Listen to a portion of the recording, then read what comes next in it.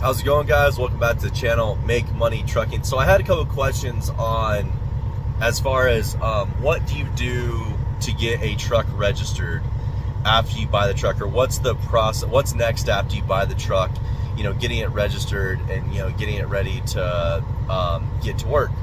So when you find a truck that you're wanting to buy, first locate the truck. I'm gonna give you just a very brief explanation of how to register the truck and whatnot. So if you find the truck online and you get your financing for the truck, you secure your financing or you're paying cash, that's number one step. And then after you decide to purchase that truck, you're going to need to get insurance on that truck. If you're financing it, the dealership usually won't let you leave without insurance on the truck. So you're going to need to get bobtail insurance for the tractor. Go through any of the commercial carriers. Any of the, Progressive is one. There's OOIDA. There's a few other insurance companies you can go through to get bobtail insurance.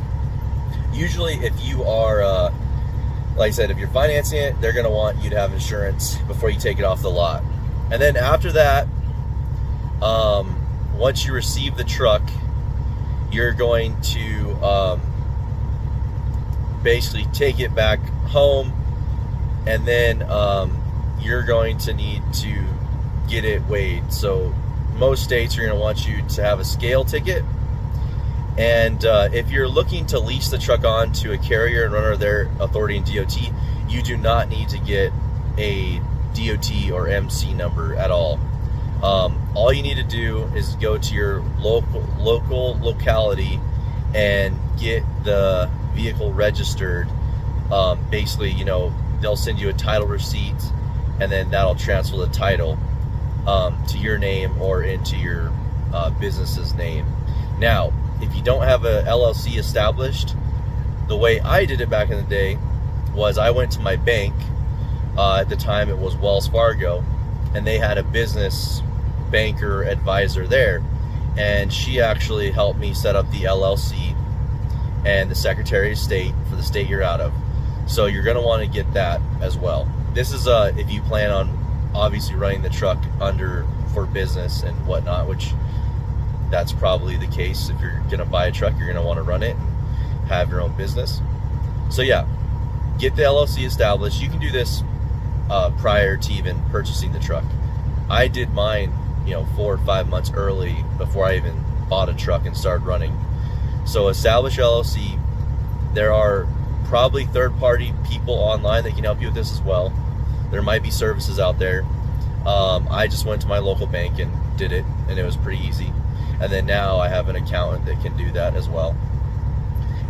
So yeah, get that established. Get the insurance on the truck.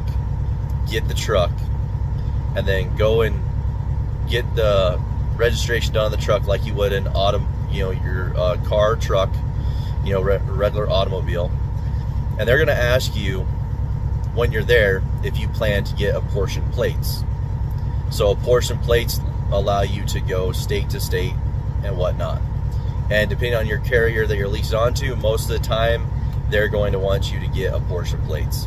So when you tell them that, they will put something in the system that says that you're going to get IRP, or you're going to register with IRP. So IRP is the body that you have to go through to get apportioned plates. So I believe there's an IRP for whichever state you're in, and then you'll register with IRP. And typically IRP will want you to have that scale ticket, basically the certificate of title or the title transfer to get apportioned plates. They're also going to need a 2290, which is your heavy vehicle use tax. It ranges from state to state, but usually it's anywhere from, I think it's like $500 or $600 in my state.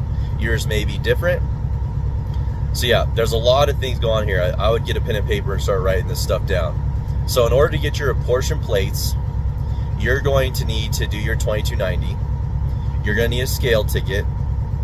You're also going to need to have a title receipt or a copy of your title for the vehicle, so they know that, you know, it's not stolen. And also now they're getting kind of picky. I made a video about this.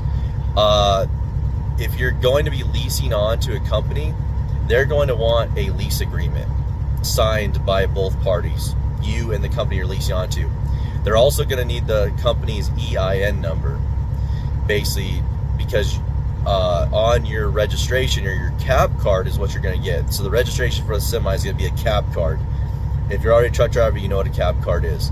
The cab card is going to have the MC number. So they're going to need the EIN number and the MC number of the carrier you're running under, because that's going to be underneath your cab card, is basically who's responsible for safety and all that other stuff, and that's going to be the company you lease onto. So yeah, that's the process. Basically the biggest thing is just, you know, usually before you even are able to leave the dealership, you're going to need to get insurance, and just bobtail insurance.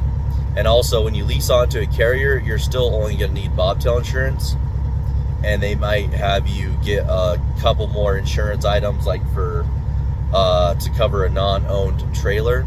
So they'll give you like a dollar amount, probably be about $50,000 to $100,000 coverage for a trailer that you're going to be leasing through them. So yeah, that's the process. Get your LLC established, get your insurance, go and buy the truck, or get the truck financed, or pay cash, or whatever you want to do. Once you get the truck, get a cab or get a scale ticket, and then go and do the 2290. There's a lot of online, if you search Google 2290, there's some e-file websites. You can get a 2290 filed within like 10 minutes. That's what I do every time. And then go to your local registration office, get it registered, get the title certificate. When you go to the registration office, you're probably going to need, you know, the normal stuff, like 2 bills, utility bills with your name on it, and your address, and all that good stuff to verify who you are. And then after that, you're pretty much good to go. After you make contact with the company, or you're not good to go then, sorry. Then you'll make contact with the company you're wanting to lease onto, and then you're going to go and get your apportioned plates. Some carriers will actually do this for you. They'll get you plates for leasing onto them, which is really helpful. And yeah, but if not, you'll have to get your own plates, and then you'll have to also get your own IFTA if they don't allow you to run under their IFTA. I try to find companies that let me run under their IFTA, because it's a lot easier to deal with that way. But yeah, that's pretty much, then once you get those apportioned plates, they usually come in a few days. If you go down to your local office, like there'll be, if you live near a big city, there'll be a city that does the commercial vehicle IRP stuff. My state does the same thing. I got to go, you know, about an hour south to, you know, the, you know, Denver metro area to get that. So anyways, that's pretty much, it's not simple. There's a little bit of a process there, but that's how you get your truck registered, or what you do after you buy a truck and you're getting it ready to get running. So hopefully this helps. Leave a comment down below if you guys have any other questions about this, or anything I might have missed, and I'll drop in the comments anything that I might have missed here. That's pretty much the main things, the main nuts and bolts to this. So hopefully this helps, and I will see you guys on the next one. All right, one more thing I forgot to add, which is if you're in emissions county, you're going to need to get an emissions test done. So IRP will want a copy of your emissions. So you're going to need to take the truck to a local shop and get the emissions tested, unless you live in a diesel emissions exempt county, which I do, which is really nice. So yeah, that's one other thing I can remember. I think that's it.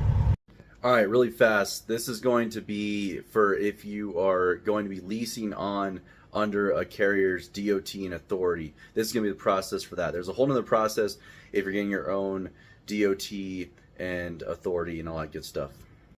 One more quick thing. Some of your states may require you to get a VIN verification done, which can be done at dealerships or the state patrol, places like that. Sometimes they may need you to do that.